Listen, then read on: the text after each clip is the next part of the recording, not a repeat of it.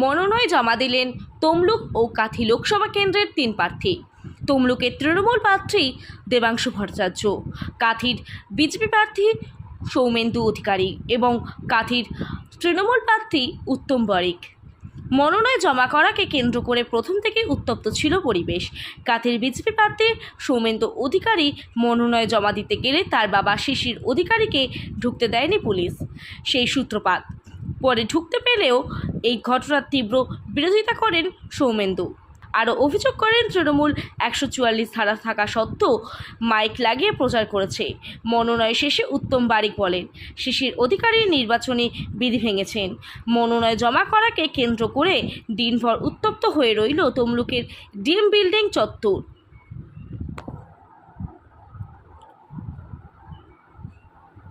17 লক্ষ টাকার রিপোর্টার, কত বেতন পাও তুমি? এতগুলো রিপোর্টার এখানে আছে। হ্যাঁ, সারদা চুরির টাকা 17.5 লক্ষ টাকার রিপোর্টার। আর বাকি শুনবে নাকি?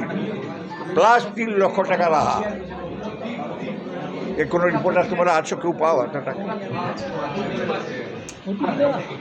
সে ওর কথা ওকে জিজ্ঞাসা কর। 3.5 বছর জেল খেটে এসছে, এখনো তার নাম তোমরা উচ্চারণ করো, আমরা উচ্চারণ করছি না। আর এই জেলার মানুষ এসব জিনিস সহ্য করে। এই জেলার মানুষ পরিষ্কার মানুষ। মাতঙ্গিনীর দেখানো রাস্তা ও খুব পরিষ্কার রাস্তা। যে ব্যক্তি আক্রমণ, যে একের পর এক যে কুণাল বলছে ব্যক্তি আক্রমণ অধিকারী পরিবারের বিরুদ্ধে, এখন তার দল থেকে আবার তাকে সরিয়ে দিবে, সাসপেন্ড করবে। সে সবই ওদের ব্যাপার। ওরা কি করছে ওরা জানে, আমরা কিছু জানি না। আমরা যা জানার ঠিক জানি। সৌমেন্দু অধিকারী জমা দিলেন এবং বললেন যে তৃণমূলের যারা সহকর্মী সমর্থক তারা টোটোতে বাইক বেঁধে ডিএম অফিসের ভিতরে পৌঁছাচ্ছে। নিশ্চিতভাবে উপযুক্ত এরিয়ার মধ্যে, নির্দিষ্ট সীমানার মধ্যে যদি কোনো রাজনৈতিক দল তার পতাকা নিয়ে প্রবেশ করেন, তাহলে নিশ্চিত নির্বাচন কমিশন তার উপযুক্ত ব্যবস্থা নেবে।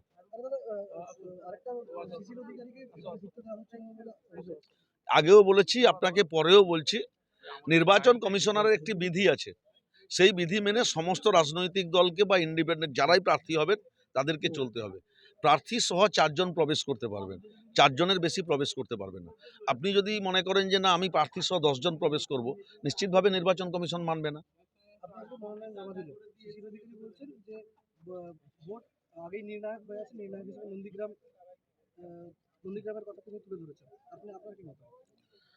উনি কি তুলে ধরেছেন আমার সেটা জানার দরকার নেই।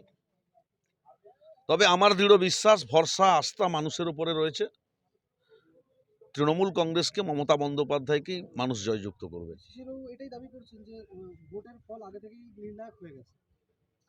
তাহলে তো আর ভোট করার প্রয়োজনীয়তা নেই। শিশিরবাবুর বাড়ি পর্যন্ত নির্বাচন কমিশনারকে বলুন সার্টিফিকেটটা পৌঁছে দিয়ে আসুন। আজকে আপনি যখন নমিনেশন দিতে আসেন, দেখা গেল দীর্ঘক্ষণ ধরে একটা বচসা সৃষ্টি হলো, কি বলবেন এটা নিয়ে?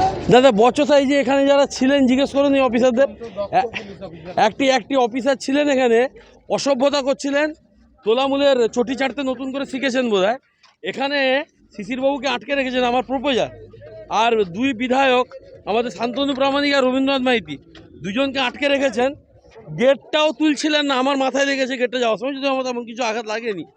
আর ভেতরে তোলামূল বাহিনী তারা টোটোতে পতাকা লাগিয়ে ঘুরছিল, দেখে জিজ্ঞেস করুন তো ভেতরে যায় কি করে।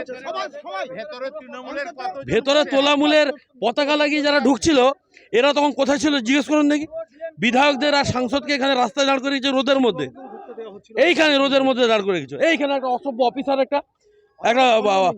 একটা খাকি পোশাকের লজ্জা, আর ভেতরে তোলামূল বাহিনী তাদের টোটোতে পতাকা লাগিয়ে ঘুরছে। আর ডিজে, এই ডিএম অফিসের পাঁচিলের গায়ে ডিজে বাজছে। খেলা হবে? আর কি বলবো আপনাকে, পক্ষপাতিত্ব নয়, এরা একেবারে পোশাক আশাক খুলে দিয়ে নেমে পড়েছে তৃণমূলের হয়ে কাজ করার জন্য। মানুষ জবাব দেবে, জবাব দিচ্ছে, 2বার দিয়েছে 2 দফায়, আরও 7 তারিখ থেকে শুরু হবে, আবার জবাব দেবে এরা। একদম জবাব 4 তারিখের হিসাব হবে, 4 তারিখ।